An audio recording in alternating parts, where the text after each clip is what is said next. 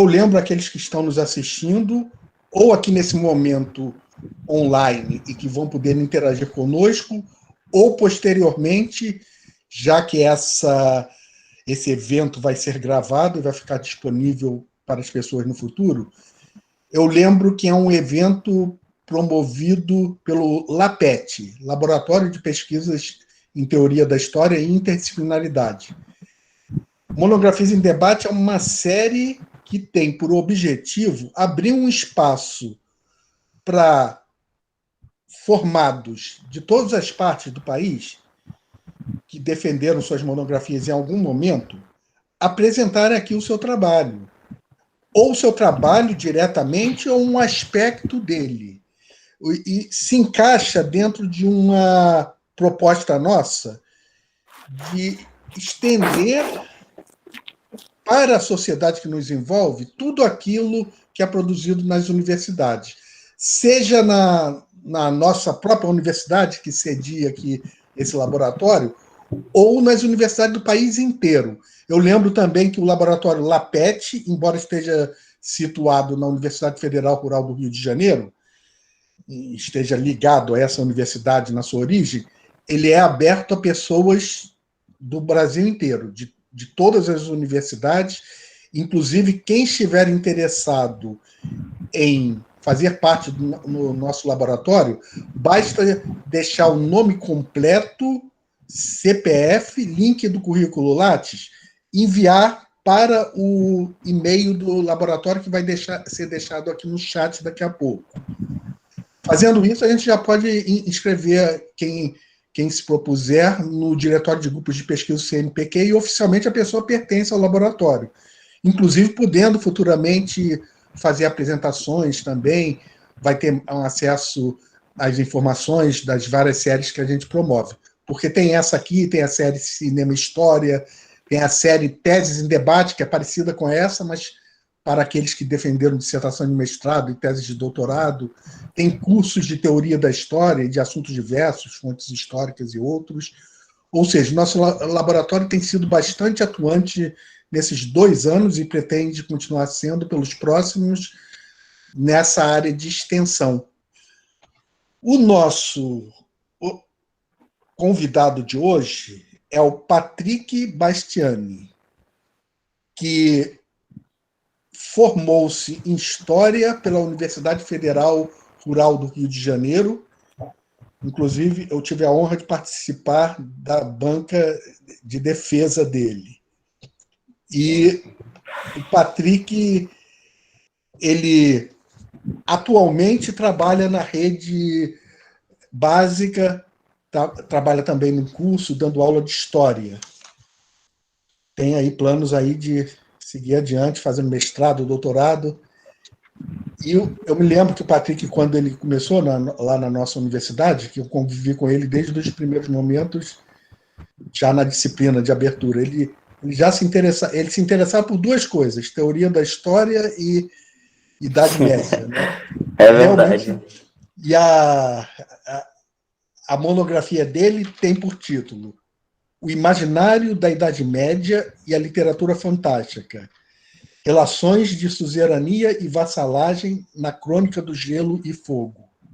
Isso. Eu vou passar a palavra a ele, ele vai apresentar qualquer coisa que eu tenha esquecido de apresentar e vai começar a apresentar o trabalho dele. Nos próximos 45 minutos, pode se estender até 1 hora, porque a segunda hora é dedicada ao debate. Aí eu já vou fazer algumas colocações só para movimentar o debate, mas todos vocês que estão aqui presentes são convidados ou a fazerem perguntas ou a fazerem comentários, não necessariamente perguntas. Sim.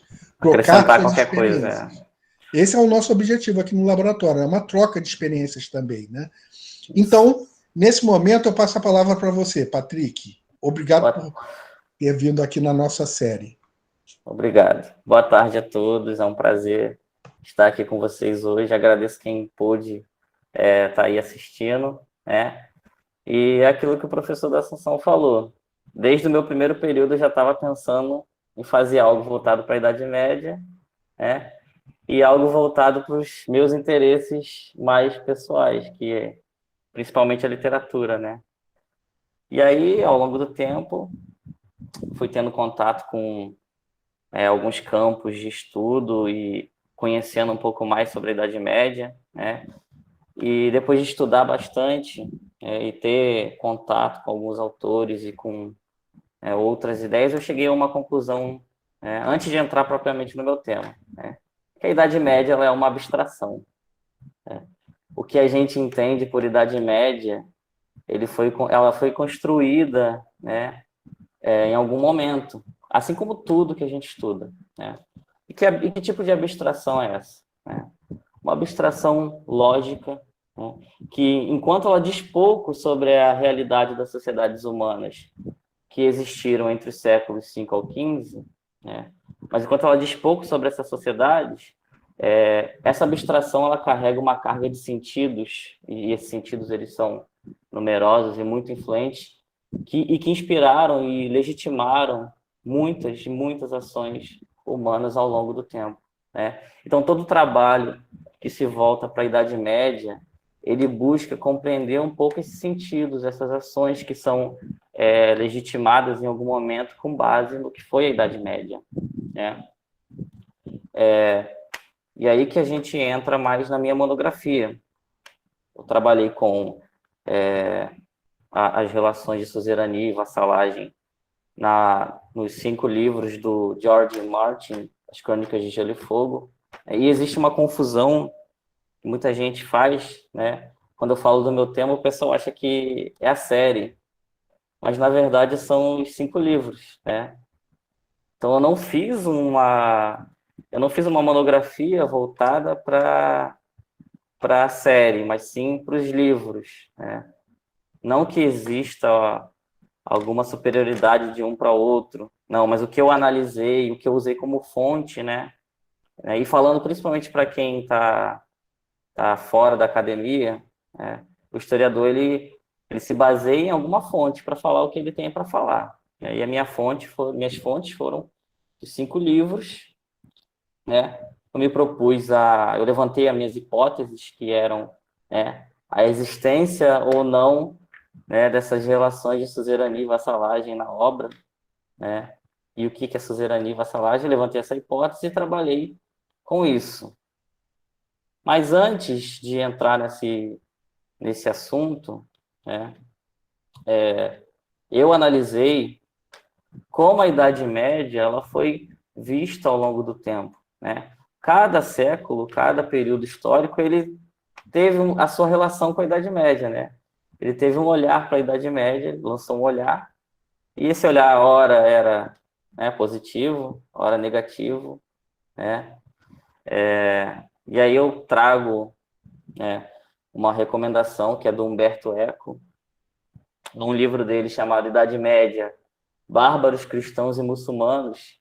Ele reflete, ele começa o livro refletindo sobre tudo aquilo que a Idade Média não é. Né? Ele fala nesse ponto justamente dos sensos comuns da Idade Média. Né? E quais são esses sensos comuns que o Eco fala? O que não é a Idade Média? Bom, primeiramente não é a Idade das Trevas. Por que chamavam de Idade das Trevas? Idade das Trevas é uma temporalidade muito ruim, né? Em que o mundo tem uma fé cega na Igreja Católica, e essa Igreja Católica que movia a vida cotidiana. Né? Esse mundo da Idade das Trevas é um mundo onde, né, as pestilências, a morte, o retrocesso da arte, dos saberes, o retrocesso da ciência. Durante muito tempo, essa visão ela foi muito propagada. Né? E principalmente no século XVIII. Né? Ali no Renascimento, você tem as primeiras críticas à Idade Média, né? Principalmente para que se exalte, né, a Antiguidade Clássica, greco-romana. Né? E o século XVIII ele vai aperfeiçoar essas ideias sobre a Idade Média, né? Principalmente no período que as línguas maternas de cada país começam a substituir o latim. Então, você tem um certo afastamento aí da Idade Média, né? E se manifestando aí, né, uma exaltação né, um festejo ao que seria o triunfo do iluminismo, né? O iluminismo venceu a brutalidade e a ignorância dos tempos da Igreja Católica, né? Assim disse Voltaire no seu livro, né, de 1756, Ensaio sobre os Costumes, né? O iluminismo ele triunfou sobre a Idade Média, né? Uma temporalidade não a ser exaltada, mas sim que merece, né? A gente merece se afastar o máximo possível desse período histórico, né? E por quê? Com qual objetivo? Simples e puramente para exaltar o período em que eles estavam vivendo, né? Já o século XIX ele vai ter uma outra relação totalmente contrária com a Idade Média, né? O mundo no século XIX, né, principalmente na Europa, ele vai ver a Idade Média como uma temporalidade a ser exaltada, né? E isso a gente explica, né, se a gente levar em consideração aquele momento histórico no qual algumas certezas que eram consideradas coesas e dominantes, elas começam a ser abaladas. Por quê? Principalmente por causa dos processos revolucionários que a Europa estava passando, né? O desenvolvimento, né, da ciência e essa ciência, né, junto com ela vem um novo campo semântico, né, positivista, historicista, como a gente vê, né, no início da graduação, né? Então, no final das contas, essa exaltação, né, à Idade Média, que acontece no século XIX, ela acaba sendo um ponto de conforto, né? Num mundo em que as indústrias dominam tudo, a ciência, né, ela se desenvolve a ponto de abalar algumas certezas consagradas. Então, você tem, principalmente na Inglaterra, uma coisa chamada revival, né, que eram organizações de torneios medievais, as pessoas se vestiam, né, com roupas da Idade Média, que se consideravam roupas da Idade Média, né, tudo para que se volte a um passado que era considerado, né, seguro e bom. E uma outra coisa, né, um outro fator que entra nessa conta, né, é o das identidades nacionais que estão se fortalecendo no século XIX, né? Então, a partir disso você tem, né, vários historiadores que se voltam para o passado para falar assim, ó, aqui nesse momento se formaram os franceses, nesses, né, se formaram os ingleses. E o que é interessante é que, quando eles se voltam para o passado, né, para fomentar essas identidades nacionais que estão surgindo, né, eles geralmente, a origem dos franceses, a origem dos ingleses, dos alemães, ela está ali na Idade Média, né? E é por esse motivo, principalmente, né, que a Idade Média ela é muito, muito exaltada no século XIX. Tá? Bom, o meu trabalho ele se insere num campo que, apesar de existir nos Estados Unidos, na Inglaterra, desde os anos 70, no Brasil ele é um campo relativamente novo. As primeiras pesquisas sobre ele estão sendo feitas agora, que é o que a gente chama de neomedievalismo, né? Mas o que é esse neomedievalismo? O que existe de novo que pode ser falado sobre a Idade Média, né? Bom, quando que começou isso? Lá nos anos 70, aquele mesmo Humberto Eco que eu falei no início, ele escreveu um livro chamado Sonhando com a Idade Média, né, em que ele fala que o nosso mundo, ele é cheio de produções que se voltam para a Idade Média, né, que tentam reviver, reconstruir a Idade Média, né? E o que são essas coisas? São obras acadêmicas? Não. Ele fala que esse revival, né, esse revival medieval, ele acontece desde os castelos da Disney, né, até os livros de fantasia, que começam principalmente ali na década de 90, né, que crescem, se tornam fenômenos do mundo editorial. E a esse campo, o Humberto Eco chama de neomedievalismo, separando do medievalismo, que seria né, o conhecimento acadêmico construído sobre a Idade Média. Já o neomedievalismo seria todo aquele conhecimento que está fora da academia, mas que em algum momento se remete à Idade Média. Né? E aí o Humberto Eco ele dá início a isso, né? E outros autores vêm trazer contribuições sobre o campo do neomedievalismo. Um deles é o Leslie Workman, né? Que vai até fundar uma escola histórica na Inglaterra, né? Na Inglaterra não, desculpa, nos Estados Unidos, e ele analisa justamente aquele ponto que eu estava comentando, que é o revival medieval que aconteceu na Inglaterra do século XIX. Eles analisam literatura, né? Literatura, os festivais, as roupas produzidas, e o que ele vai falar, né? Que no século XIX existe a tentativa de reconstruir a Idade Média, né? E aí isso ele chama de medievalismo. Essa tentativa de reconstruir a Idade Média seria o medievalismo. Enquanto, né, o conhecimento feito na academia sobre a Idade Média é chamado de estudos medievais. Né? Para que fique mais claro isso que eu estou falando, tem um outro autor chamado Richard Hutts. Né? O que o Richard Hutts fala? Bom, antes da história se tornar uma ciência, né, estudada nas universidades, existiam aqueles caras que estudavam a Idade Média, mas eles ainda não eram historiadores, até mesmo porque o historiador profissional ele não existia antes do surgimento dessas universidades, desse curso lá na Alemanha do século XIX. Né? Então ele fala que em algum momento existiam muitas pessoas que estudavam a Idade Média. Quando as universidades passaram a surgir, né, criaram um curso de história, existiu ali uma tentativa de se afastar de tudo aquilo que não era científico. Né? O que é isso?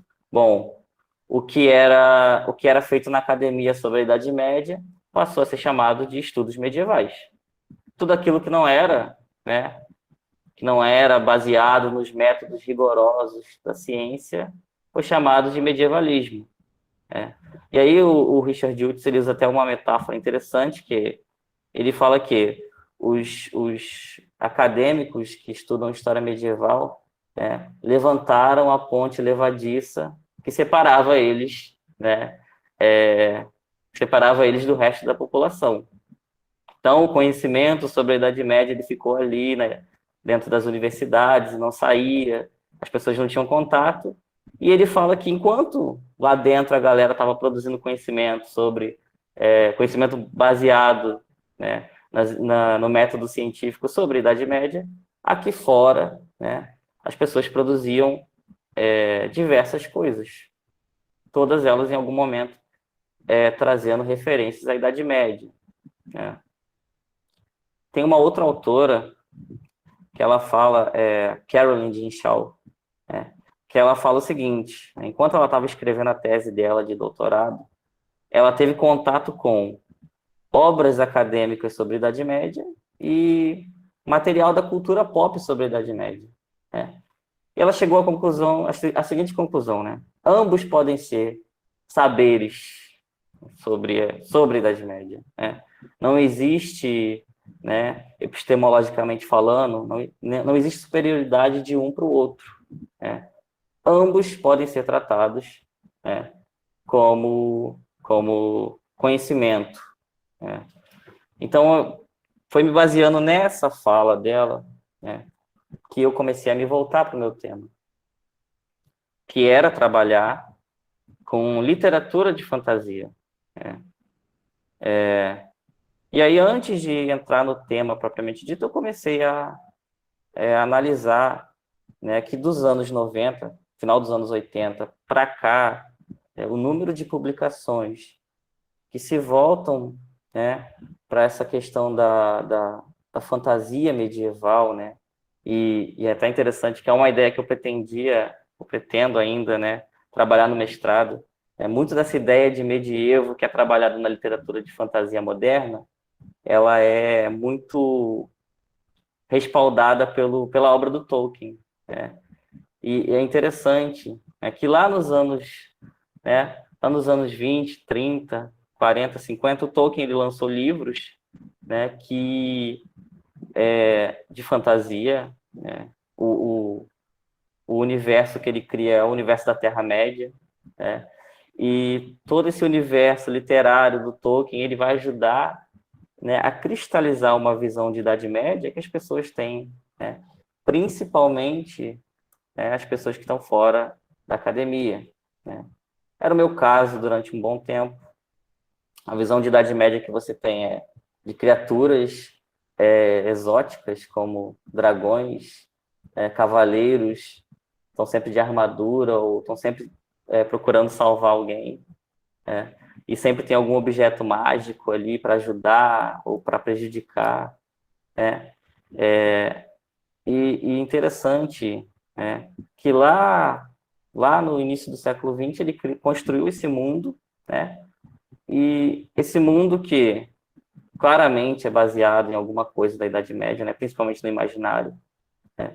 E isso ajudou, né, a cristalizar uma visão de Idade Média e de fantasia medieval que muitos autores vão usar, né, principalmente dos anos 80 para cá. E eu estava analisando o quê? São obras que têm um número de vendas mundiais, né, exorbitante. Só as obras que eu analisei, que foram as Crônicas de Gelo e Fogo, né, elas tiveram em torno de 60 milhões de cópias vendidas pelo mundo. Né? E é daí para cima. Tá? Outra coisa. Né? E aí, voltando um pouquinho sobre o neomedievalismo. Mas por que trabalhar literatura? Por que procurar alguma coisa sobre a Idade Média dentro da literatura? Né? Segundo Humberto Eco, lá naquele artigo que eu mencionei, ele fala que a gente poderia estar sonhando com a Idade Média. Né? E ele diz que o motivo seria o seguinte, né? A origem do homem ocidental moderno, ela se remete ao medievo. Né? De acordo com ele, tanto americanos quanto europeus seriam herdeiros de um certo legado ocidental, né? E todos os problemas do mundo ocidental emergiram na Idade Média. Isso é uma visão interessante, né? Mas contrapondo essa ideia, né, de que a vida ocidental ela é toda baseada no que a Idade Média foi, né? Eu tenho uma referência interessante, que é a Idade Média da longa duração. Da Assunção provavelmente conhece, né? O que seria a Idade Média de longa duração? Historiograficamente falando, a Idade Média ela acabou no século XV.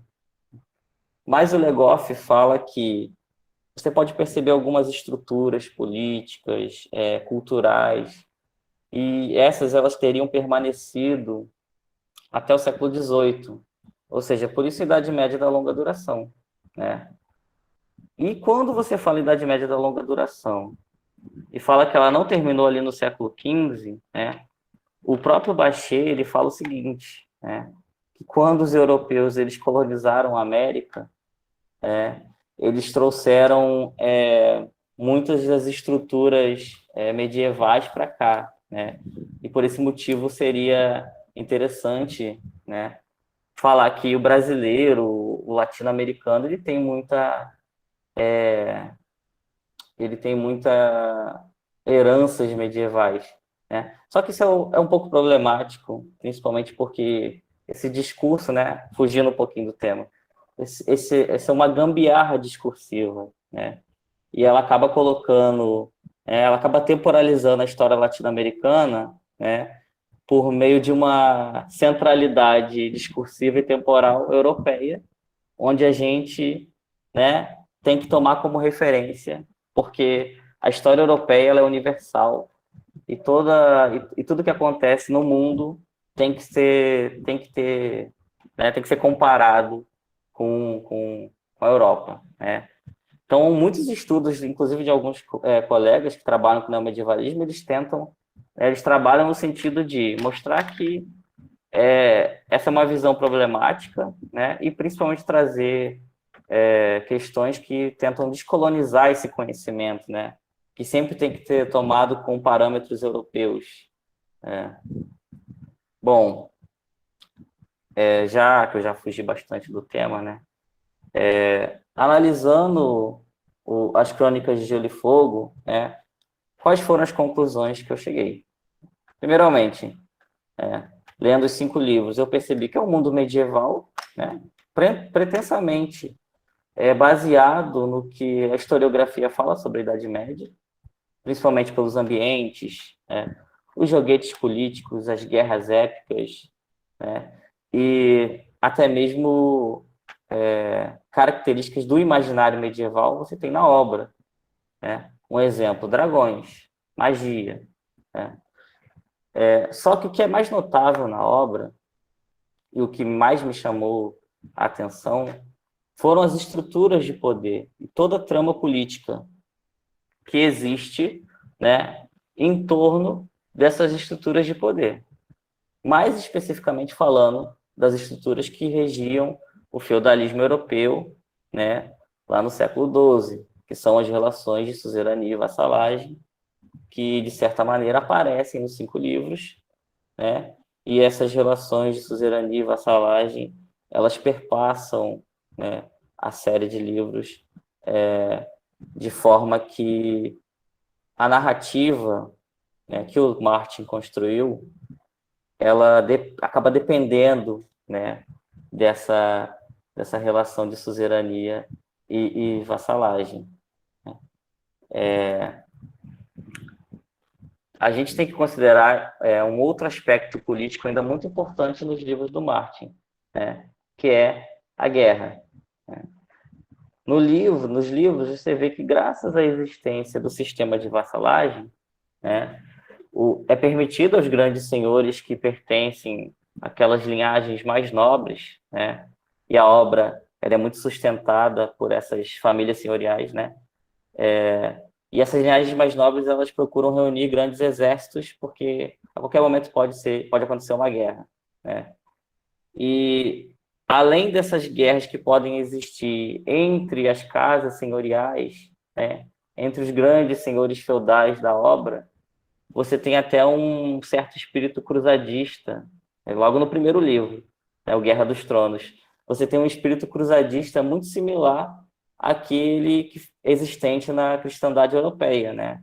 Por quê? No livro, né, existe ao norte, quem já leu conhece, né? Existe uma muralha no norte que, ao mesmo tempo em que delimita uma fronteira do mundo, né, com o desconhecido, ao mesmo tempo que ela delimita essa fronteira, ela atrai o interesse das pessoas para essa fronteira. Né? E o que está além dessa fronteira é o exótico, né? Aquilo que existem selvagens. Então você tem uma espécie de similaridade, né, com a visão que os europeus têm dos islâmicos, né? Principalmente durante as cruzadas, combater os infiéis era algo necessário. E nesses livros, né, principalmente no primeiro, existe muito debate em torno de a gente tem que atravessar a muralha para matar os selvagens, né? Então a gente tem que reunir os nossos vassalos, marchar para o norte e lidar de uma vez por todas com essa galera, né? É um tratamento parecido com a visão, né, que a cristandade constrói sobre o Oriente, né, principalmente sobre os islâmicos, né, são os infiéis, são aqueles que devem morrer.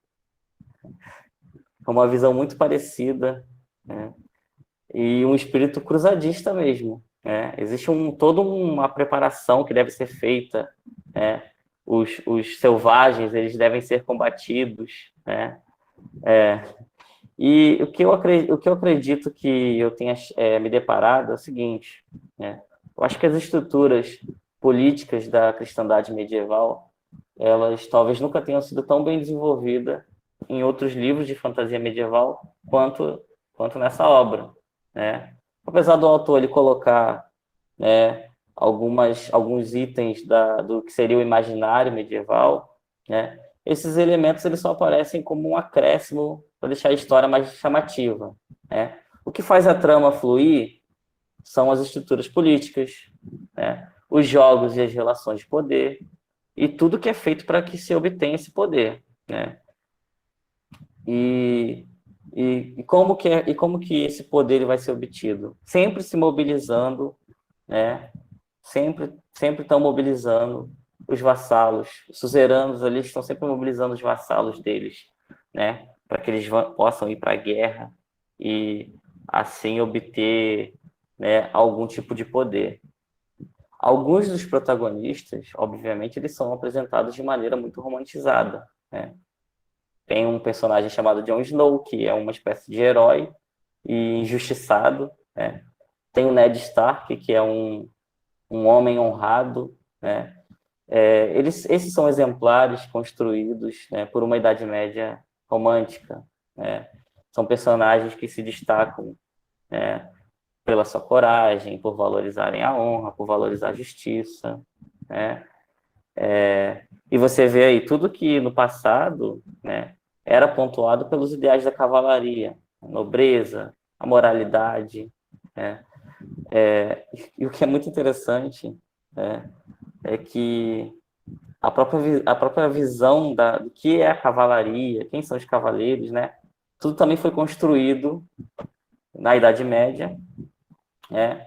E o que se sabe sobre a cavalaria, né, é o que aquelas pessoas queriam que o futuro visse sobre elas, né?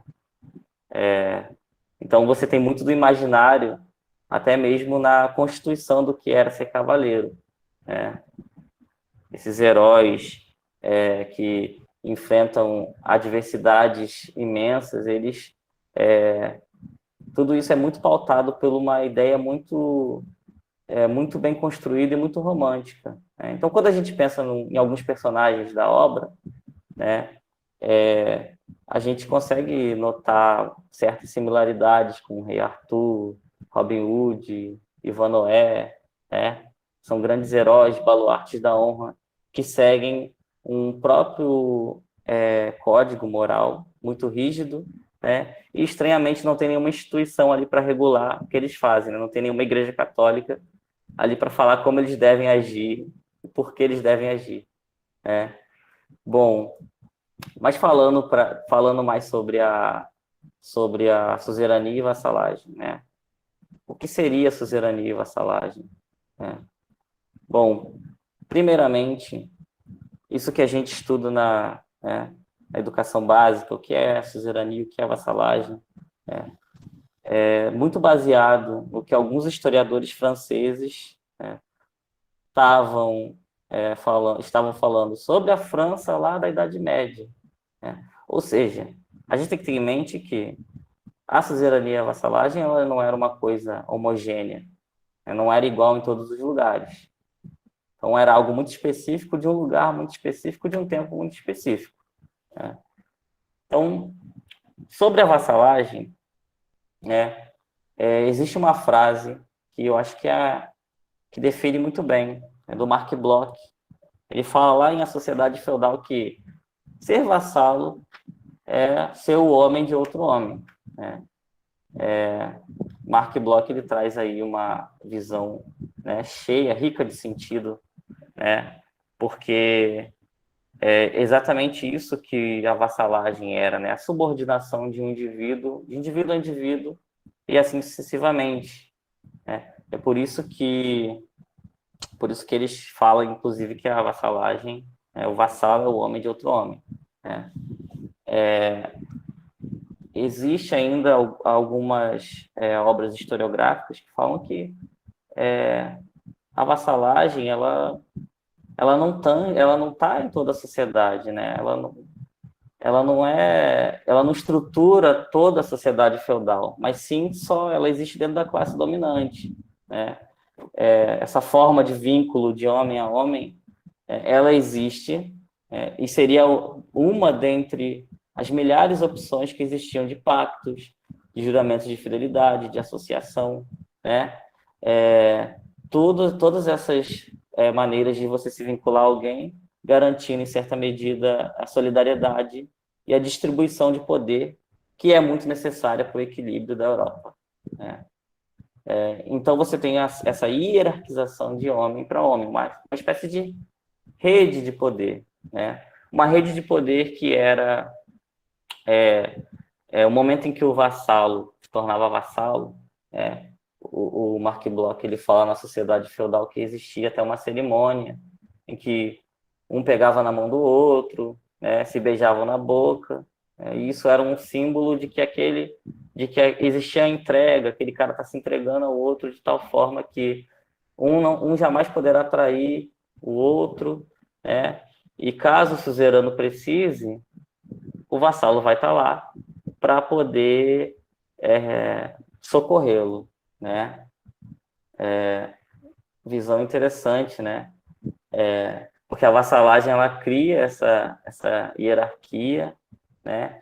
E por quais motivos essa hierarquia teria sido necessária, né? Por que teria que existir a vassalagem, né? Por que a necessidade de se colocar sob a proteção de alguém, né? O Mark Bloch, ele considera que, apesar dessa necessidade de se proteger e ser protegido, né, acontecer em todos os períodos históricos, só na Idade Média essa necessidade ela vai dar origem a instituições dotadas de aspecto jurídico, né? Que a vassalagem e a suzerania ela toma proporções, né, bem grandes, né? Então, o vassalo ele deve ao suzerano, né, além de obrigações militares, né, e essas obrigações militares são o que eu mais vejo nas crônicas de Gelo e Fogo, né? Aquele vassalo que deve recorrer sempre ao suzerano no momento da guerra, né? Então, o vassalo, além de obediência na guerra, né, ele deve colocar em prática a justiça no nome do suzerano. Tudo que se faz foi feito em nome do suzerano, né? Então, era uma aliança que ajudava em questões administrativas, jurídicas, né? E que do suzerano, né? Ajudava ele a organizar o território que ele estava controlando, né? E também ajudava ele a engordar as fileiras do exército, né? Em compensação, o suzerano ele vai ser o baluarte da proteção, né? Ele vai proteger o vassalo dele de todas as formas possíveis, né, em troca dessa fidelidade. Tá? Essa troca essa questão de se colocar sob o poder de outro homem, ela ainda chama atenção para um outro lado dessas relações de dependência, né, que é o lado econômico, né? O Le Goff ele afirma, né, na civilização do Ocidente medieval que o essencial da vassalagem e da suzerania, né, gira em torno do feudo. O que é o feudo? Na maioria das vezes era um pedaço de terra, né, que quando o vassalo se colocava sob o poder do suzerano, ele recebia ali um pedaço de terra. Então, em termos de uma época em que a Europa estava passando por várias invasões de vários povos diferentes, né, fazer isso era uma questão de garantir uma proteção maior, né? Tudo aquilo que a gente já conhece. Mas em relação a essa apropriação, né, da suzerania e vassalagem nas crônicas de Gelo e Fogo, né, eu estava com a ideia de trabalhar com essa hipótese e perceber, né, se existia, ou não existia suzerania e vassalagem nos 5 livros, né? E, no final das contas, eu cheguei à conclusão de que, né, como eu disse lá no início da apresentação, a suzerania e a vassalagem, elas são os aspectos mais importantes da obra, né? Falando um pouco sobre a narrativa, né? Você tem ali um mundo, né? Nesse mundo de fantasia, nesse mundo você tem um rei, mas esse rei ele não governa sozinho. Existem, né, desse território vários outros senhores que têm um poder tão grande quanto do rei naquele território que eles dominam, né? E isso é a visão do que era o próprio feudalismo, né? Um poder que era dividido e que, no final das contas, o rei era só mais um senhor feudal dentre muitos outros, né? E acontece um momento lá em que o rei morre, né? E quando o rei morre, existe, né?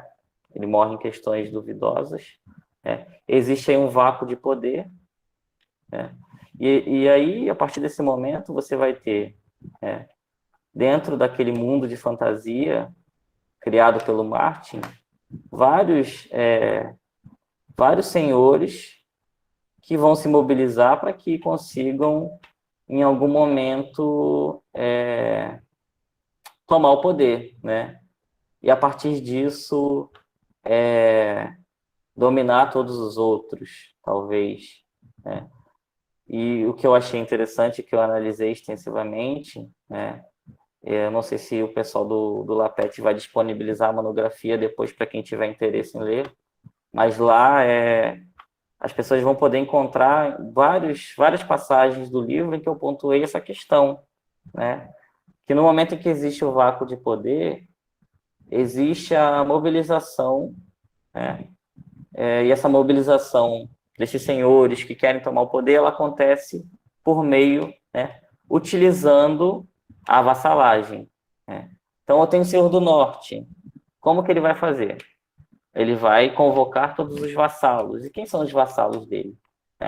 Todos aqueles homens que não só se colocaram sob a proteção do Senhor do Norte, mas que ganharam um pedaço de terra dele, né? E assim foram constituindo várias casas nobres, e isso vai acontecer no mundo, no território inteiro, né? Vários senhores que vão lutar entre si, né? E as alianças vão sendo forjadas, né? Os vassalos, eles vão sendo convocados. Então, o que eu pontuei no trabalho foi justamente essa questão, né? A guerra, ela só acontece porque esses senhores, né, em algum momento no passado, né, estabeleceram essas alianças, criaram esses vínculos com os seus protegidos, de forma que, no momento no momento em que se precisasse, né, esses vassalos iriam recorrer e ajudar ao suzerano, né? Eu acho que é isso, gente. Não sei se eu estourei o tempo.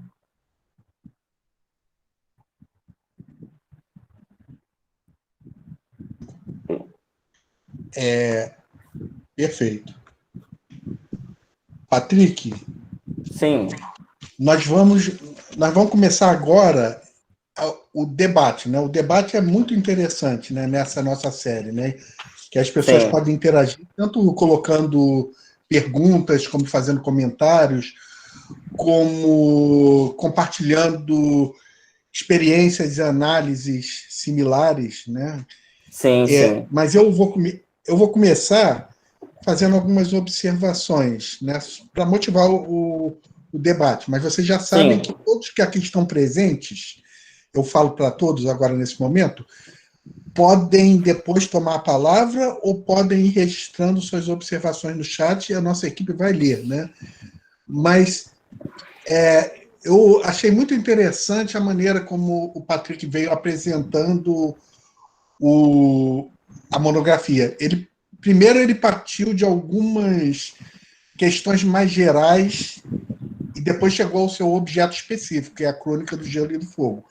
Sobre as questões mais gerais, eu achei muito interessante, é uma questão para a gente sempre pensar, né?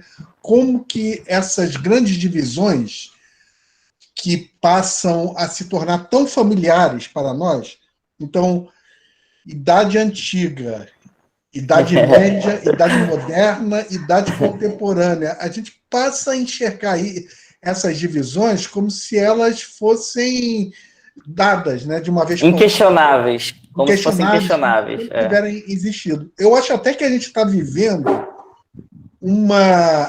o ponto máximo onde vai ter que surgir outra divisão, né? Porque a gente passou praticamente por uma nova era, né? Nos meados dos anos 90, do século passado, nós passamos, na verdade, por uma nova era. Saímos da era industrial, entramos na era digital, né? Que é, ao mesmo tempo, uma era digital, uma era genômica. Estamos só no começo de um mundo que já é totalmente diferente do mundo há 30 anos atrás, né? E que tende a ser cada vez mais diferente. Ou seja, estamos entrando numa nova idade, né, digamos assim. Né? Agora, que nome ela seria? Uma questão que eu sempre me coloco, eu acho que isso vai ficar para as próximas gerações de historiadores, a geração do Patrick, de vocês, de boa parte das pessoas que estão aqui, que é como renomear essas eras, porque até o momento ainda dá para esticar a corda, que a gente chama de história antiga.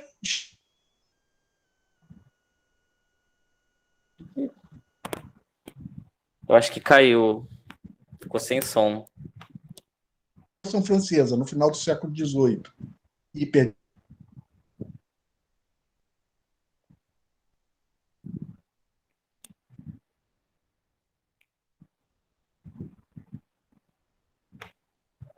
Travou. Da Assunção, acho que caiu para ele.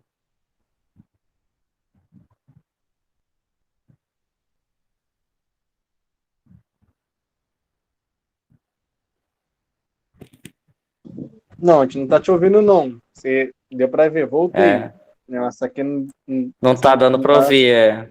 Inclusive, a imagem sumiu também.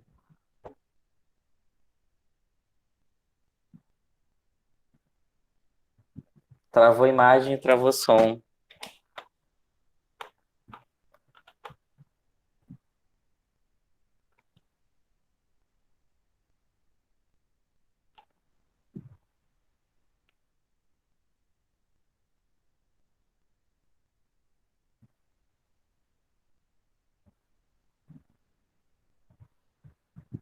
Pessoal, vamos esperar rapidinho da Assunção, ele já deve estar voltando já, daqui a pouquinho. Tá, beleza. Ele saiu total da reunião, né? Sim, Conseguiu voltar? Opa, voltou. Voltou. Não, isso aí são coisas aqui. Mas você já estava conversando sobre a questão que eu coloquei, Patrícia? Bom. Não, ainda não tinha falado, não. Estava esperando você voltar. Perfeito. Então deixa eu dar uma continuidade no que eu estava falando. A gente está vivendo esse ponto máximo dessa cronologia, né? Porque a gente chama de idade contemporânea e geralmente começa ali em 1789. Na verdade, o contemporâneo é a era digital, né? Porque logo depois do século XIX tem as revoluções digitais. Mas quando a gente chegou agora num mundo tão diferente a partir dos anos 90 do século passado, do século XX, eu acho que vai ficar cada vez mais difícil para as próximas gerações de historiadores continuarem chamando isso também de contemporâneo, que é muito, muito diferente esse mundo em que nós estamos vivendo agora nas primeiras décadas do novo milênio, e cada vez vai se tornar mais diferente do que se vivia em 1950 ou se vivia no século XIX. Né? Então, eu acho que é uma tarefa para os próximos historiadores quais vão ser as próximas abstrações. Né? Então, é muito interessante a gente pensar nisso, e vocês irem pensando, porque vai ter um momento que alguém vai ter que retrabalhar essas divisões. Né? Bom, e a Idade Média, como você falou, é uma grande abstração, porque é um período muito longo, né? E também nos esquemas depreciativos renascentistas chamavam de a longa noite dos 1000 anos. Né? A longa noite dos... Realmente, a Idade Média dura 1000 anos, né? É muita coisa que acontece diferente ali. Mas a gente chama tudo como um grande período. Outras divisões poderiam ser pensadas, né? Ter sido pensadas, né? Mas consagrou-se essa. Aliás, é bem interessante quando a gente vai ver a historiografia nos outros países, o ensino de história. Por exemplo, quando você vai na Grécia, não dá para pensar exatamente dessa maneira conforme o que a gente faz nas Américas e na Europa, né? De onde a gente copiou o modelo. Né? Só que na Grécia tem ali o Império Bizantino, né? Que com a queda do Império Romano, não entrou numa Idade Média na Grécia. Né? Por quê? Porque tem o Império Bizantino. A gente considera o Império Bizantino uma Idade Média, né? Nós. Sim. herdeiros da visão eurocêntrica e aqui na América, né? Mas os bizantinos se viam como uma continuação da antiguidade. Do Eles se Império viam como o Romano, Império Romano ainda, né? Se viam Eles como não o se Império viam Romano. como... Para eles, o Império Romano não acabou. Para um bizantino, né, durante os próximos 1000 anos em que o Império Bizantino ainda existiu, o Império Romano não tinha acabado. O Império Romano eram eles, né? Então, os gregos, como eles estão ali no coração do Império Bizantino, eles meio que analisam até o Império Bizantino é uma espécie de história antiga, né? Depois tem muitas coisas que vão acontecendo, o domínio turco, nova independência. Antes disso teve o domínio romano da Grécia, mas antes disso teve uma antiguidade propriamente grega. Então, as divisões, né, didáticas num outro país, como, por exemplo, a Grécia, são diferentes das nossas. Né? É interessante a gente pensar sempre essas abstrações. Né? Mas, para nós, realmente, se consolidou isso, né, da Idade Média. Virou até um valor, né? Você pensar, a Idade Média, né? Que imediatamente você já pensa, né? Esse aspecto heróico, né? Mas aí já entrando nas invenções, nos medievalismos, né? Então eu achei bem interessante você trazer aqui o Tolkien. Eu tenho até uma primeira observação para você eventualmente comentar, que é o seguinte: o Tolkien ele escreve ali no período da Segunda Guerra Mundial, né? Isso. E muitos interpretam como uma fuga, né? Um escape. Já que ele não conseguia suportar aquele mundo, né? Violento, com intolerâncias que ele estava vivendo, ele inventou um universo próprio, né? Um universo heróico, onde aparece muito, e isso também é uma questão para a gente pensar, essa questão dos valores, né? Que às vezes ficam tão minimizados numa sociedade capitalista, onde tudo parece que tem um preço, né? Então, eu acho que também tem um pouco disso, né? Os revivals da Idade um pouco com a resistência contra esse mundo capitalista no qual nós vivemos, onde se coloca, de uma maneira ou de outra, tudo tem um preço, inclusive as pessoas, né? Então, um mundo onde se funciona com lealdades, com, vamos dizer, relações humanas, com honra, ideais cavalheirescos, né? É também uma maneira de existir, né? Daqui a pouco eu já vou passar a palavra ali para o Igor e para a Amanda. Já vi que eles levantaram a mão. Eu achei interessante você comentar sobre, né, sobre essa espécie de fuga que muita gente fala, né, principalmente por aquele período histórico que o Tolkien viveu, né? Ele vivenciou não só a Segunda Guerra, mas também a Primeira, né? E dizem, né, inclusive diziam que o Sauron, né, que é um grande vilão que aparece na obra dele, seria o Hitler, né? E ele vai, num dos prefácios que ele escreve, ele fala assim, gente, o Sauron não é o Hitler. Interessante. Ou seja, as pessoas reconstroem a reconstrução. É muito interessante isso, né? Sim. Quer dizer, tem a reconstrução da Idade Média, mas tem a reconstrução da Idade Média que foi construída pelo Tolkien. Né? E assim, e eu imagino que o mesmo do Martin, né? Eu fiquei até curioso de saber se no Martin tem uma história também de escape, de ele também fugir ou não, ou é mais uma coisa porque esse revival já... pode falar. Eu acredito que seja mais um revival mesmo por interesses dele, né? Ele já em um momento, em algumas entrevistas, ele já falou que, né, que ele, antes de escrever a obra dele, ele pesquisou e estudou muito Idade Média por ter interesse, né? E a partir do momento que o autor fala assim, em algum momento eu me baseei na Idade Média para escrever isso, né? Começam a aparecer muitas pessoas já analisando justamente essa releitura de Idade Média que aparece ali na obra dele, né? Legal. E eu vou passar a palavra, porque pode ser que tenha, inclusive, algo a ver com o que a gente está falando aqui, ou pode ser uma nova coisa. Para o Igor e para a Amanda, para quem que a gente passa primeiro? Não me lembro quem levantou primeiro, né? Eu não vi também. Aqui no meu não dá para saber quem levantou primeiro. Então vamos... Não sei se a Amanda quiser falar primeiro, pode ser.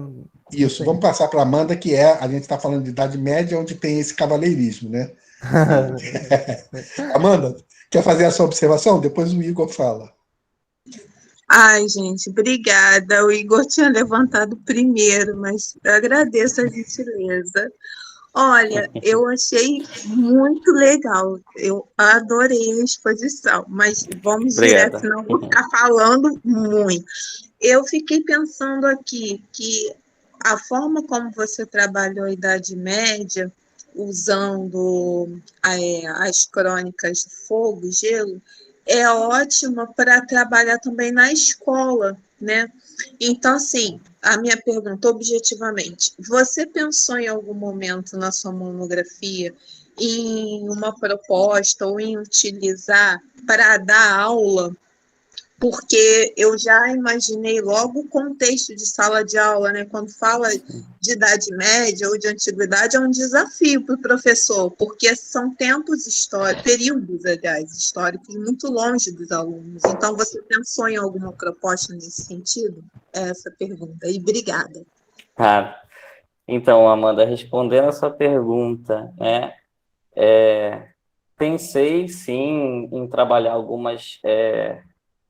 em trabalhar alguns aspectos das crônicas de Gelo e Fogo na sala de aula, mas aí eu me deparo com um certo problema, né? O público que eu dou aula, ele é menor de idade, tá ali entre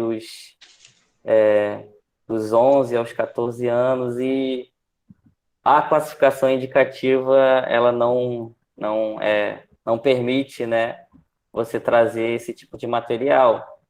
Mas eu trago outras coisas mais lúdicas mesmo, né? Dando um exemplo, né? Quando aconteceu lá um incêndio, né, na Catedral de Notre Dame, né, saiu uma notícia falando que um jogo, o Assassin's Creed, ele ia ser usado, né, para que a catedral ela fosse reconstruída. E aí, quando eu estava falando lá da catedral especificamente, eu trouxe essa notícia, né? Os alunos ficaram interessados. Então, eu sempre penso trazer um material mais da cultura pop para a sala de aula, né? Mas eu sempre tenho que adequar ele na maioria das vezes, né? Porque nem sempre ele pode ser usado, e também tem a questão da direção não ser tão conivente assim, nem sempre, né? Ser tão conivente com o que vai ser falado ali na sala de aula. Ok. Então eu vou passar a palavra agora para o Igor. A minha assim, pergunta barra comentário vai um pouco na direção de tudo que estava sendo abordado aqui por todo mundo, retomando aquela ideia da Idade Média como abstração, e a gente, Sim. na nossa historiografia, ter essa ideia que o Dasson falou de uma historiografia linear, a Idade Antiga, a Idade Média, depois a Idade Contemporânea. Tem alguns autores, não sei se é o Dibi ou se é o Humberto Eco, que vão falar de uma Idade Média tardia, né? Porque alguns valores na Idade Moderna permanecem medievais. Acho que Sim. o Peter Sim. Burke fala disso no mito do Renascimento. E Sim. aí, o que eu queria perguntar, o que motiva também essa relação de vassalagem? Por exemplo, o sistema de Mercedes. Eu acho que é no livro quinto, na Dança dos Dragões, quando o Stannis ele chega lá na muralha, ele quer colocar o pessoal dele ali nas fortificações, né? E o Jon Snow fala, pô, isso aqui é da Patrulha da Noite, eu não tenho propriedade, quando o comandante, de dar essa propriedade que pertence a um grupo para essas famílias nobres. Aí ele fala, pô, essa galera me seguiu de sei lá onde até aqui, eles esperam receber algo em troca. Então, por isso que eles me proclamam rei, porque eles esperam receber alguma mercê, algum título de nobreza, alguma terra. Um feudo mesmo, né? Um feudo. O livro não usa a palavra feudo, mas a gente pode fazer uma comparação, né? Sim, e aí a Amanda trouxe isso da sala de aula, por exemplo, daí até para desconstruir alguma ideia de um Estado monárquico absolutista, né, de um rei sol da vida. Sim. E aí, nesses casos, fica complicado por conta da direção, ou tem como arranjar brecha para abordar esse tipo de coisa? Tem como arranjar brecha, sim, tem sim. Né? Tudo depende da proposta que você vai ter, né? Se Porque hoje em dia, na sala de aula, a gente trabalha com uma coisa, né, um pouco problemática e polêmica, chamada BNCC, né? E, bom, se a sua abordagem, né, ela tiver em acordo com o que a BNCC propõe, você pode, sim, utilizar. Então, tem como você encontrar algumas brechas. Eu passei para minha turma de 9º ano, né, esses dias, o filme Filtrado na Clã, né? E que trouxe um debate, né? Os alunos não imaginavam que, né, o preconceito lá nos Estados Unidos ele era daquela forma, né? E aí trouxe um debate interessante, né? Inclusive para pensar a nossa realidade, né? Entendi, bacana. Eu cheguei a ler a monografia, acho que foi a Laís que me mandou, achei muito legal. Bacana. Eu acabei utilizando as crônicas como escapismo durante a pandemia. Legal. Peguei vários livros aí, achei muito bacana. Sobre o que você estava falando, sobre o conceito de longa idade média, né? O Legoff que traz isso. De uma idade média que se postergou, né? Ah, sim. Uma outra coisa interessante, que eu também, enquanto não aparece mais algum comentário, você também estava comentando essa questão da vassalagem, né? Que aliás, foi muito bem bolado, né, na sua monografia, porque você selecionou um problema, né? A vassalagem e a suzerania. Porque senão você poderia falar inúmeras coisas sobre Crônica de Gelo e o Fogo em sua relação com a Idade Média, mas você selecionou um problema, ou seja, você foi muito hábil, né, no seu recorte, né? Essa questão da vassalagem e da suzerania é bem interessante. Eu tenho que confessar para vocês que eu não li ainda o Crônica do Gelo e do Fogo. Eu sempre passei na livraria e folheei partes, né, mas ainda não tive a oportunidade de ler mesmo, né? Já está no cinema, não é isso? Ou já foi transformado em filme? Não, é série. Tem série. Série, no Netflix, isso, né? Também não. Não, a série aparece no cinema, não? É HBO, é da HBO. HBO, tá. Vou procurar ver no cinema para me inteirar. Para na 6ª temporada que o resto... Agora, quando você estava falando nessa questão dos laços de dependência, que é uma questão medieval, né? Sim. E é muito interessante essa questão dos laços de dependência entre suzerania e vassalagem. Quando você estava falando, eu estava pensando isso, né? Porque é uma via de mão dupla, né? Assim como o vassalo ele entrega a sua lealdade àquele senhor, vai lutar por ele, vai lutar em nome dele, né? Vai conquistar terras também em nome dele. Mas, por outro lado, existe a outra via. O senhor também transfere para o vassalo benefícios diversos, né? Que pode ser o próprio feudo, mas também a proteção. Ele se insere numa rede maior. Então, o vassalo e o sucerano, eles são partes ali de uma classe dominante, como você colocou bem, que estabelece toda uma via de dupla via, né, na verdade, né? Mas me ocorreu de perguntar a vocês, porque eu não li o Crônica de Gelo do Fogo, então eu não sei, mas que é a segunda grande relação que aparece na Idade Média. Porque enquanto você tem nas sociedades medievais essa relação horizontal entre suzerano e vassalo, porque todos pertencem ao extrato da nobreza nessa relação. Sim. Embora um seja suzerano, o outro seja vassalo, tenha, vamos dizer, uma estratificação dentro dessa ordem maior que é a nobreza, todos pertencem à nobreza. Então, uma relação entre iguais, é uma relação horizontal. Mas a Idade Média vive também, e na Idade Média real que existiu, ela seria impensável se não houvesse a relação horizontal que havia, que é uma relação de dominação e subordinação, onde os senhores, sejam suzeranos ou vassalos uns dos outros, mas não importam, nessa nova relação eles estabelecem uma relação vertical, digamos assim, com os servos, que são os trabalhadores, sem os quais aquele mundo não existiria, né? Porque o mundo não poderia existir só com a parte das guerras, dos castelos. se não houvesse todo esse suporte. Então, a minha pergunta além de recolocar também essa outra questão, de que também é uma segunda rede de interdependências importantes, e a Idade Média é muito caracterizada por isso, por essas duas redes de interdependência, né? Sim. Porque aí aquele senhor também vai proteger os seus servos, mesmo porque para ele aquilo é a fonte do seu sustento, né? Mas, de qualquer maneira, é uma relação vertical, né? De outro tipo, diferente da relação horizontal dos suzeranos. E a minha pergunta além de colocar isso que ocorre na Idade Média que a gente conhece na história, perguntar se também ocorre essa relação, aparece nos livros ou na série, ou ela é um pouco silenciada e acabamos assistindo só a parte dos nobres, da nobreza, as guerras entre eles, as relações de honra, cavalheirismo, traição e lealdade, mas tudo ali dentro daquele universo. E aparece esse outro lado, o mundo do trabalho, vamos dizer assim. Eu fiquei curioso. Olha, da Assunção, essa relação vertical ela é um pouco silenciada assim na obra. Tanto que o mais importante, né, ali é a guerra em torno do Trono de Ferro, né? Então acaba que essa relação entre os camponeses, que são aqueles que realmente sustentam, né, a nobreza, ela acaba sendo um pouco silenciada. Né? Não que em algum momento não apareça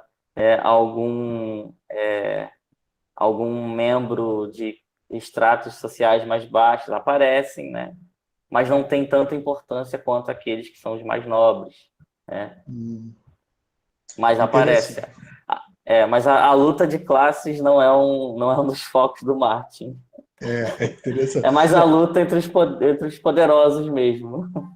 Quando aparece é um personagem como coadjuvante, ou no capítulo de um personagem ou outro. No Fúria dos Reis, que é o segundo livro, aparece assim, alguma parte dos capítulos de uma personagem que é a Arya. Ela é capturada por um grupo que tá buscando alcançar um líder rebelde, que se chama, acho que são líderes da Mata do Rei. Sim. E aí esses camponeses, eles estão assegurando esse líder rebelde, eles não entregam ele porque esse líder meio que está fazendo que os reis, que se autodenominam reis, não fazem, que é cuidar do povo. E aí eles relembram até o rei de uma dinastia passada, que é a Aerys Targaryen, que dentre as casas nobres, ele é chamado como um rei louco. Mas alguns camponeses sentem falta porque eles simplesmente podiam comer nesse reinado. Mas depois disso não é muito comentado, não. Sim. Interessante você trazer a referência ao Aerys Targaryen, né? Que na época desse rei, né, apesar de existir, né, essa divisão de poder, mas na época desse rei era uma espécie de... Se eu for fazer uma comparação com a Idade Média histórica, né, ele teria sido uma espécie de Carlos Magno. Né? O império dele era enorme. Né? É verdade, verdade. Patrick, bom, eu não sei se tem mais alguém que queria perguntar, então eu vou acrescentar mais um comentário. Qual é os anos de produção dos livros mesmo? Começa quando? 96, o primeiro livro. 96. E o último? Isso. Se eu não me engano, foi 2011 ou 2013, por aí. Foi o quinto, né? E a série não acabou, teoricamente, né? Ele não escreveu o que seriam 7 livros, faltam 2. Isso é interessante. Porque eu pensei, a outra coisa que eu comecei a pensar, essa é uma série, enquanto a série de Tolkien é uma série escrita na era industrial. A série de Martin, o Crônica do Gelo e Fogo, é uma série já toda escrita dentro da era digital, né? A diferença entre essas duas eras é que, embora a era digital, as coisas mudem muito rápido quando comparadas com eras anteriores, né? Não é à toa que Marx e Engels já falava, né? esse mundo capitalista, e eles estavam falando do século XIX, para eles aquilo era uma velocidade muito grande. Eles fazem aquela célebre frase, é belíssimo esse trecho, né? Mas termina com aquilo: tudo que é sólido desmancha no ar, né? Já se referindo um pouco ao capitalismo que apenas está começando ali, né? Então, realmente, quando a gente compara a idade contemporânea com as anteriores, dá mesmo essa impressão de que tudo está mudando rápido. Mas quando comparamos com a era digital, aí vira, porque o que dá a impressão é que a era digital é que muda muito rápido e a era contemporânea, né, em comparação com a digital, mudou pouco, né? Então, o que acontece? É claro que mudou muito em relação ao momento anterior. O Tolkien escreve as obras dele ali num período onde ele pode manter o mesmo universo, porque o universo dele não está mudando tanto assim. Ele vive ali como você falou, ali no Entre Guerras, ou seja, já tem aquela ascensão do totalitarismo do qual ele quer escapar, depois pega a Segunda Guerra Mundial, ele pega exatamente o mesmo mundo, digamos, ao longo da produção da série inteira. Sim. O que me chama a atenção na periodização do lugar de produção da série Crônica do Gelo e Fogo, do Martin, é que, porque essa nova era, ela já é muito rápidas as mudanças, né? Então, quando você olha filmes, né, do início da sociedade digital, você ainda vê aqueles computadores gordões atrás, né? Hoje você já vê aquilo como um objeto de museu, né? Ou seja, coisas vão mudando muito rapidamente, seja no ambiente tecnológico, seja no mundo social, político, né? É uma época de mudança rápida, né? Então, a minha pergunta é assim, o Crônicas de Gelo e Fogo foi escrito entre 1996 e 2011, os 5 livros, né? E eu imagino que as séries que foram levadas para o cinema também estejam sendo produzidas durante esse mesmo período, né?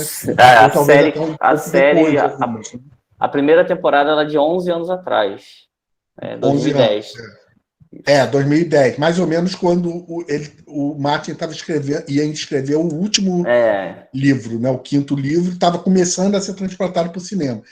E é uma época em que teve muita variação. Então, com o Tolkien, a gente não vê, o mundo dele não vai variando muito, porque ele está vivendo mais ou menos um mundo, né, relativamente rápido se comparar a eras anteriores, mas nada comparado com a estonteante velocidade de mudanças da era digital. Então, a minha pergunta é se, ao longo da série, de 1996 a 2011, dos 5 livros escritos pelo Martin, e até da sua continuidade no cinema depois, com a transposição, se você percebeu mudanças por exemplo, essas mudanças podem ser tanto tecnológicas, né? Coisas como, por exemplo, a clonagem começa a surgir depois, ali dos anos 90, já começa a ter inteligência artificial, tudo isso vai, no ponto de vista tecnológico, vai mudando. Mas também as coisas sociais. A questão de gênero, por exemplo. A questão de gênero, ela vai mudando muito, né, nesse período, nesses últimos 25 anos de era digital que a gente viveu. Se a gente considerar que meados de 95 é um marco da sociedade digital, né? Quando os computadores interconectados se espraiam não mais para um pequeno grupo que já o tinha na época da ARPANET, lá nos anos 80, militar e cientista, mas se espraia para todo mundo, né? É a característica de uma revolução. Então, por exemplo, é só um dos exemplos, a relação de gêneros, ela foi mudando muito, né? As personagens, então, femininas e as relações com as personagens femininas, elas vão expressando, por exemplo, essa mudança ao longo da série? Sim. Isso é interessante também de pensar. Foi interessante você pontuar isso, que eu até coloquei na minha monografia, né, sobre essa questão. O que a historiografia sobre a Idade Média fala para a gente sobre a mulher é o seguinte, né, que não existiam mulheres no poder, né? As mulheres, elas tinham 2 caminhos, né, cuidar da casa ou ir para a vida religiosa, se tornar uma freira. Até mesmo isso era reservado para aquelas mulheres nascidas, né, dentro da nobreza. Já na obra, apesar dela trazer essa releitura, né, de estruturas de poder medieval, ela traz a mulher como... Ela traz as mulheres como personagens fortes, né? Você tem algumas mulheres, inclusive, que elas têm muito mais poder do que muitos homens, né? O Igor, pelo que eu percebi que conhece a série, ele deve saber do que eu estou falando, né? Tem a Cersei, né? Que é uma personagem com muito, muito poder. Sim, tem até uma cena na primeira temporada que não tá nos livros, mas vai pra série, é quando ela confronta um personagem, o Peter Baelish, que ele é um comerciante, mas ele é um cara muito estrategista, muito inteligente, e aí ele quer demonstrar o tamanho do poder que ele tem. Ele fala que conhecimento é poder, né? E aí, como a Cersei, como o Patrick falou, ela é uma rainha regente, ela comanda os guardas ao redor e manda que eles deem uma prensa nele e fala, não, poder é poder, eu tenho, você não. E ela é mulher e se sobrepõe a ele naquela situação. Sim. É bem interessante. E além disso, também tem a área, né, que acaba se tornando órfã de pai e jogada no mundo para se virar, e ela é tratada pelo Martin como uma personagem muito forte, né? Não existe ali a fragilidade, não existe sexo frágil, não, pelo contrário, né? Em muitos momentos ela tem muito mais força do que os próprios homens. E isso sintoniza, né, Sim, sintoniza. Com que as mulheres, se você analisar um pouco a história do cinema, dos vários filmes, né, inclusive releituras de alguns filmes, Sim. até dos filmes que são contos de fadas, por exemplo, né, como as mulheres vão se tornando mais poderosas, Sim. como vai aparecendo também os filmes de bruxas, né, que tem poderes, Isso. né? E protagonizando suas próprias histórias, né? Protagonistas de suas próprias histórias, exatamente. E isso vai acontecendo de maneira geral, né, na história do cinema. E é interessante ver que isso também acontece ali no Crônicas do Gelo e Fogo, né, com a inserção dessas personagens femininas. E é interessante também sugerir para pessoas que vão estudar o Crônica do Gelo e Fogo ou outras crônicas no futuro, de também pesquisar essa variação, né? Essa variação no tempo. Porque essas mais recentes, elas se dão num tempo de variações muito rápidas, né? Sim. Digamos assim, né? Por exemplo, uma outra questão que me ocorre ainda pensando na questão dos gêneros é que nos tempos recentes, nesses 25 anos também de sociedade digital, independente disso, mas também ocorreram mudanças nas relações sociais e nas relações de gênero. E surgiram, por exemplo, os grupos, as afirmações de outros gêneros também, né? Então, comunidade LGBT, etc. Agora tem várias letras, né? Eu só fiquei na LGBT. Eu sei que depois tem outras letras, né, para significar toda essa diversidade, né? E esses grupos também estão se organizando, né? Estão aparecendo cada vez mais, né? Nas mídias e nos filmes também, né? E eu fiquei com essa curiosidade. Aparecem também fora da relação e dos gêneros tradicionais, que o homem e a mulher, né, visto do ponto de vista mais tradicional. Aparecem as relações de fora do universo heteroafetivo normal, aparecem as relações homossexuais, ou até, quem sabe, né? Se alguém já usou colocar a questão do transexualismo e outras coisas, aparece essa questão ou ainda é muito...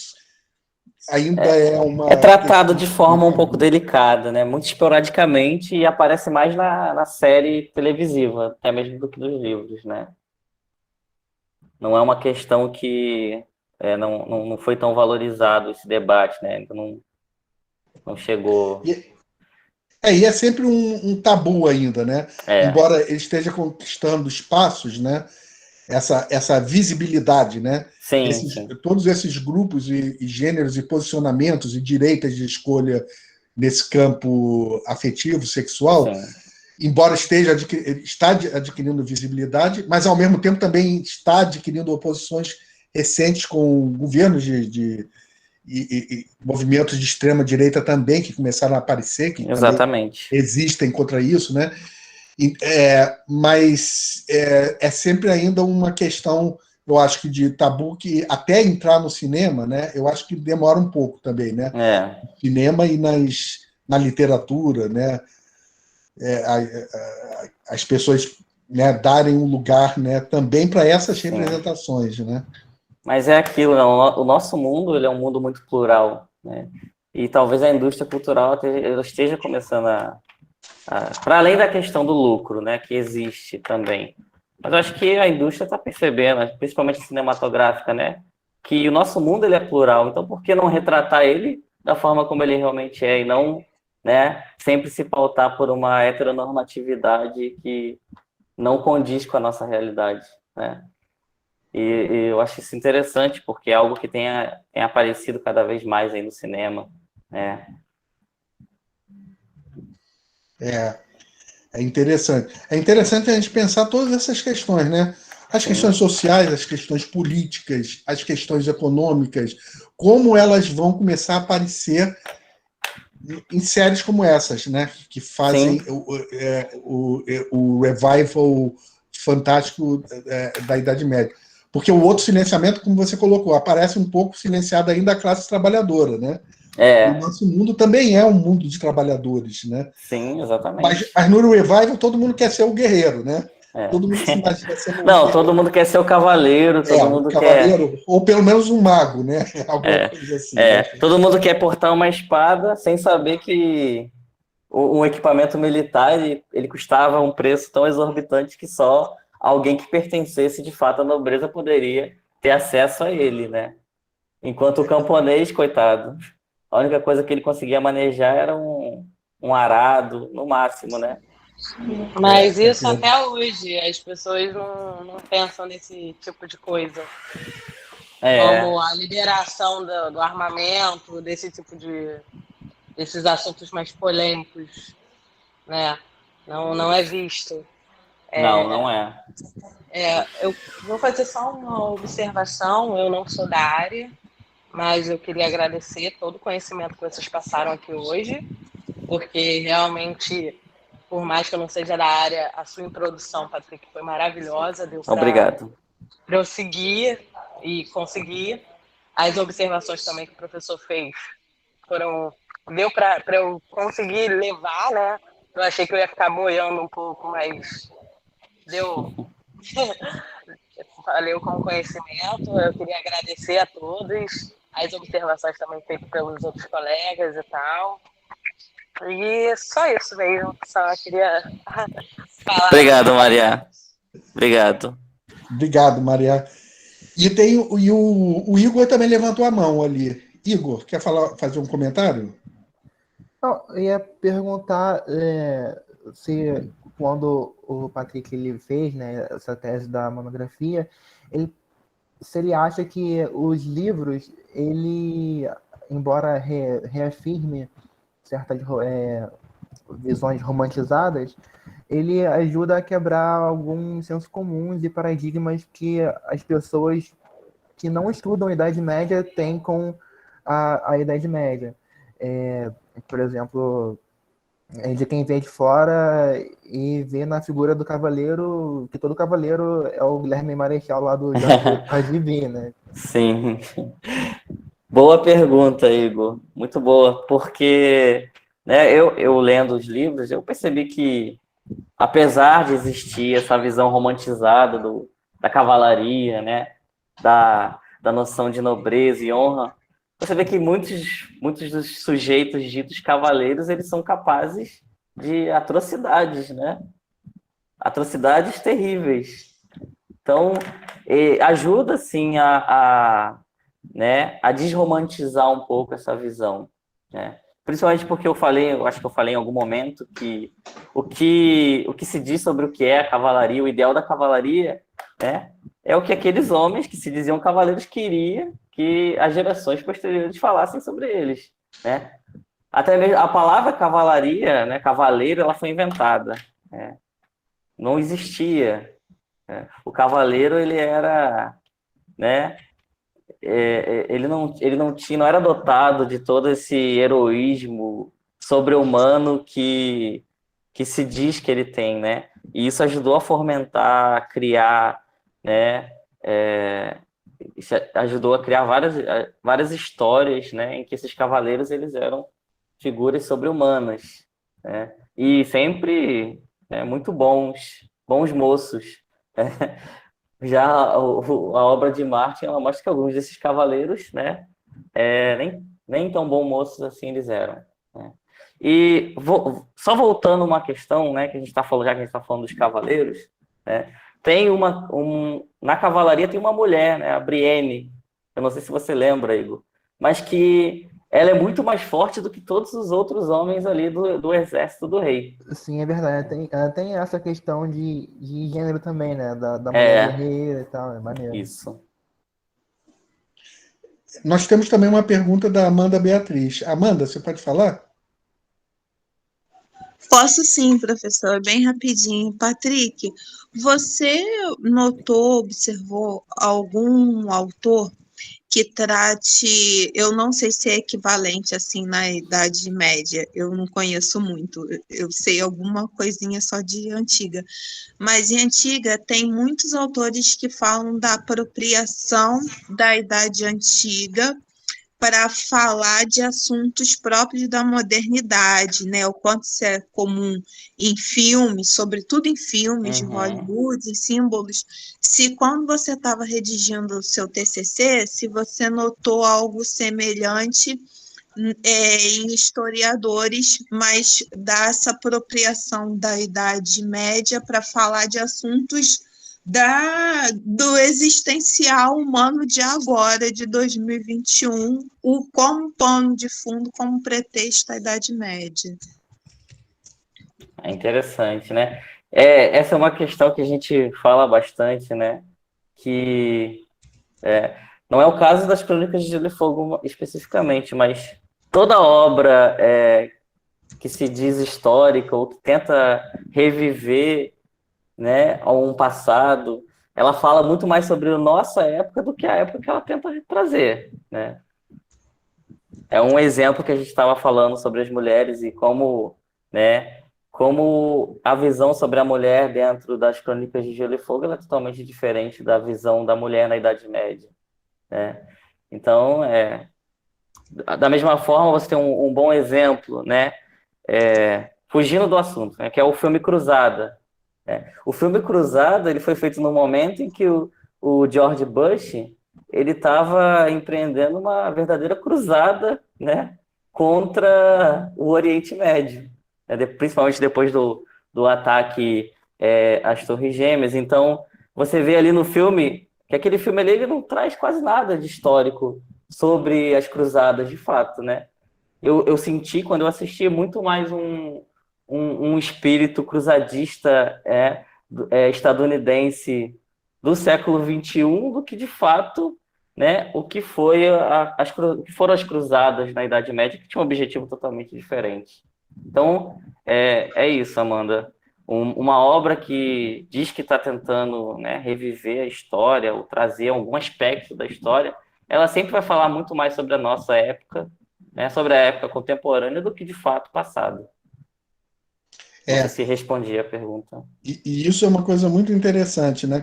Que a gente sempre deve ter em vista quando estuda o cinema, né? O cinema como fonte histórica, porque o cinema e a literatura é a mesma coisa, né? Porque Mesma coisa. A literatura e o cinema, ela tem em comum o fato de que são artes narrativas, ou seja, são artes que contam histórias.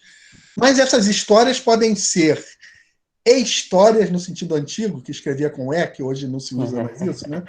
E histórias que ocorreram, ou seja, podem ser histórias totalmente inventadas ou podem ser histórias que representam coisas que aconteceram no passado. Tanto a literatura como o cinema podem fazer isso. E fazem, né, as duas coisas. Mas quando elas fazem a representação da história, como é o caso do filme que você citou, Cruzadas, né, as pessoas Sim. esquecem de que, mesmo assim, esses filmes e essas obras literárias continuam sendo fontes históricas para entender a época que as produziu, né? Sim. E realmente, frequentemente, você consegue enxergar aquela época atual, né, naquela representação de uma época anterior. Né? Porque... Eu vi muito mais o Bush no filme do que as ordens militares da Idade Média. Exatamente. Ulisses, você identificou alguma pergunta, algum comentário no chat? Deixa eu ver o que o Javier escreveu ali. Tem pergunta não, tem um comentário aqui do Javier. Javier. Ele não perguntou, Javier, mas ele fez um comentário. Javier, se é quem eu estou pensando. O Javier. Javier é do IEM, da Universidade Rural. Javier, quer fazer um comentário ou prefere que o Ulisses leia? Pode ler, não tem problema. Pode ler, Ulisses. Tá, ele colocou o seguinte: essa visão diz mais sobre a mentalidade da sociedade atual do que a mentalidade da história de fato. É isso que o professor da Assunção aborda no seu curso, dizendo que o próprio cinema pode ser uma fonte histórica, etc. Perfeito. Um bom exemplo de uma fonte histórica medieval que é a doação de Constantino, né? A carta da doação de Constantino. É um documento forjado, né? Mas que não pode deixar de ser visto como uma fonte importante, né? Exato. Porque por mais que se descubra que o documento ele é forjado, só mudam os problemas que podem ser analisados a partir dele, né? Como a carta de doação de Constantino deixa de ser uma fonte histórica para estudar a época de Constantino, final do Império Romano, mas torna-se, no momento em que se descobre que foi forjado na Idade Média, esse documento, torna-se uma fonte histórica interessantíssima para você estudar a Idade Média que forjou o documento, né? Isso é bem interessante. Exato. Né? Exato. Né? Nada é aquilo, né? Epistemologicamente falando, nada é importante ou não importante, né? Todos podem ser levados em consideração como fonte para a gente chegar, né, tentar abordar um período histórico. Né? E quando a gente usa literatura ou cinema no ensino, né, um desafio a vencer é esse, sobretudo quando não é quando é o curso de graduação em História, o aluno vai desde o início, né, sendo colocado diante disso e vai compreendendo, né, o que é uma fonte histórica e tal. Mas quando são outros ambientes de ensino, como você que está dando aula no ensino médio, né, no ensino fundamental ensino médio, isso. Né, o desafio é você enfrentar isso, porque a visão do senso comum é de que você vai ver um filme ou ler uma obra de literatura que fala sobre a Idade Média, digamos assim, a Idade Média real que teria existido, mas uma obra de literatura, ou um filme que representa como Cruzadas que você citou. Se você passar aquilo e não explicar essa relação, que é uma coisa muito... para historiadores é um lugar comum, né? Desde o primeiro momento que você entra numa faculdade de História, mas para as pessoas da sociedade externa, não, aquele filme se você mostrar para uma criança lá o filme... Ela vai achar que aquilo aconteceu, né? Ela vai achar que aquilo aconteceu, ela vai ver aquilo como realidade. Exato. Né? Então é a nossa tarefa também de professores, né? Você mostrar que, não, eu quero que vocês vejam, através desse filme sobre a Idade Média, se esforcem para ver não a Idade Média, mas a nossa própria época. Né? O que aconteceu na nossa própria época para ter surgido esse filme. É uma operação que não é fácil, né? Para quem nunca iniciou um estudo de história, né? Com essa percepção de que a história trabalha com as fontes, e independente do que essas fontes representem, elas são fontes para entender a época que elas produziram. No cinema fica muito claro isso, na literatura também, né? Como nos filmes, né? Na série que você está examinando, né? Sim. Dando um exemplo bom disso, né? Foi quando eu passei Infiltrados na Clã, mas eu deixei bem claro para eles que, apesar do filme estar falando, né, desse grupo racista lá dos Estados Unidos, ele também está falando, né, de um contexto mais atual, que era o contexto em que o Trump era presidente, né, e trazendo aí todas as declarações racistas que ele fez em algum momento de forma pública, né? Inclusive no final do filme, o Spike Lee, que é o diretor, né, ele traz algumas filmagens de 2016, 2017, eu não lembro exatamente o ano, mas de falas do Trump, né, e tudo mais. Então, a gente não pode dissociar a fonte do momento que ela foi produzida, né? Isso serve tanto para a carta de doação de Constantino, quanto para um filme atual. É verdade. Temos mais alguém quer fazer mais algum comentário? Ou temos mais algum comentário? Nós estamos nos aproximando aqui do nosso horizonte, né? Que geralmente a gente marca esse horizonte das 2 horas, né? A gente já teve aqui um debate bem interessante hoje, né? Mas ainda há espaço para, se alguém quiser fazer algum comentário, pode fazer à vontade, né? Mas eu quero destacar que já foi bem interessante, porque a gente teve isso que a gente tem trabalhado aqui nesse modelo da série Monografias de Debate, né? E vocês estão convidados a assistir a última do ano, que vai ser... Depois a nossa equipe diz aí, porque eu, no momento, eu sei que é essa semana ainda, né? Produção. Depois, no ano que vem, a gente já vai começar a pensar e convidar pessoas para a série de 2022, né? Mas o modelo tem sido esse, e hoje a gente usou de maneira bem interessante, né? Porque no primeiro momento tem a fala do palestrante e depois tem o debate, né? E a gente viu que aqui no debate a gente conseguiu aí discutir várias coisas importantes, seja da historiografia, da Idade Média em si mesmo, da historiografia, do que é fazer historiografia, do que é usar literatura ou cinema como meio de representação da história, e diretamente, quando representa no sentido realístico, né, histórias que aconteceram, ou enviesadamente, quando você cria uma história fantástica, mas essa história também fala sobre um período, né, valores de um outro período, né? Então, hoje a gente conseguiu debater de maneira muito interessante isso. Debatemos também ensino de história, né, como utilizar toda essa produção, e as monografias estão abertas aí para serem estudadas outras séries, ou a mesma, né? Porque assim como o Patrick escolheu um problema específico, né, que é a questão da suzerania, da vassalagem, inúmeros outros problemas podem ser estudados nesse mesmo conjunto, né, de fontes literárias que foi abordado, né? Tem uma pergunta aí da Assunção, tem uma pergunta ainda, foi da Milena. Classificação etária, censura? Não, isso aí é que vai ter uma palestra também na sexta-feira. Monografia, também da monografia. Eu li passando aqui na tela, achei que fosse uma pergunta. Passando que vem, não. Sexta-feira tem a última da gente, que é a classificação etária, é censura. Legal. Aí fica o convite aí. Beleza, obrigado, Ulisses. Exatamente. Então todo mundo fica sabendo que sexta-feira temos a última monografia de debate com o tema Classificação Etária é Censura? O debate sobre a censura no Brasil na primeira década do século XXI, 2020. Perfeito. Vai ser bem legal. Bom, nesse momento, então, eu agradeço muito a presença, a palestra do Patrick e o debate de todos que aqui estão.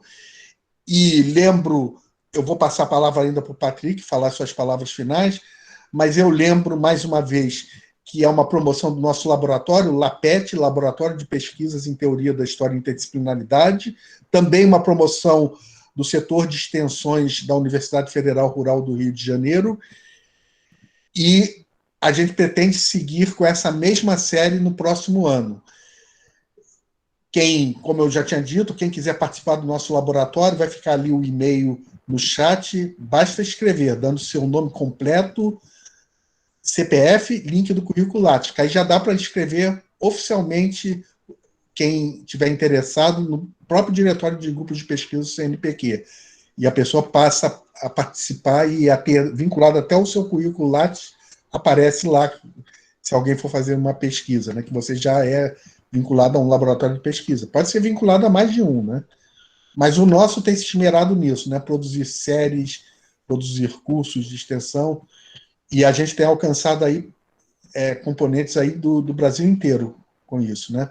Mas nesse momento eu vou passar a palavra para as palavras finais do Patrick, e depois disso a gente vai encerrar a nossa gravação, mas antes eu passo também, depois do Patrick falar, se o Ulisses quiser fazer algum comentário sobre alguma dica para as pessoas, se precisa assinar a lista de presença, como é que é feito tudo isso, né? E já fica aqui o lembrete para a próxima que vai ocorrer. Patrick, eu passo a palavra para você. Primeiramente, gostaria de agradecer, né, a todos aí que estiveram presentes, né?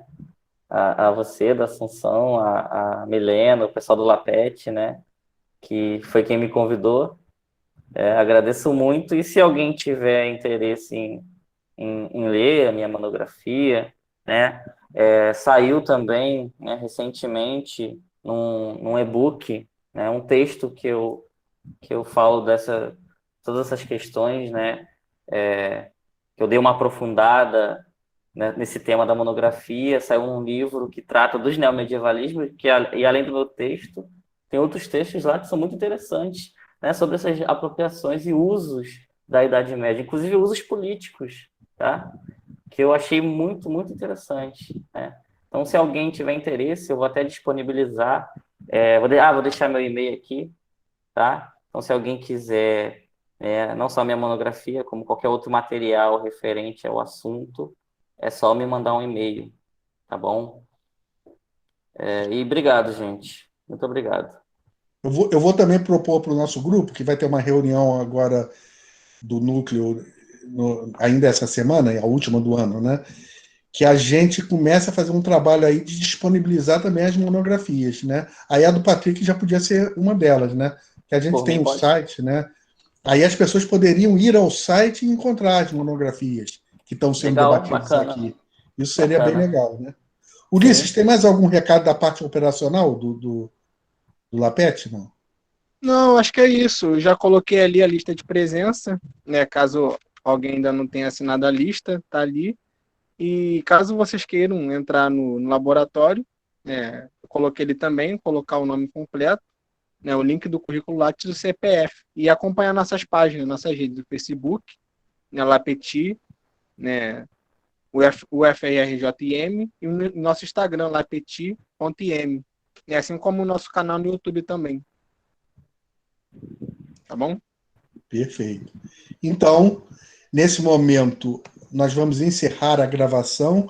Eu agradeço a todos que assistiram, agradeço o nosso palestrante de hoje, Patrick Bastiani, agradeço a nossa equipe que esteve aqui presente, particularmente o Ulisses e a Milena, e agradeço todos que nos assistiram e que interagiram conosco nesse momento, e todos que vão assistir ainda nas próximas semanas e até meses, e quem sabe aí anos, a essa live que vai ficar disponibilizada aí nos nossos sites. Obrigado a todos. Obrigado.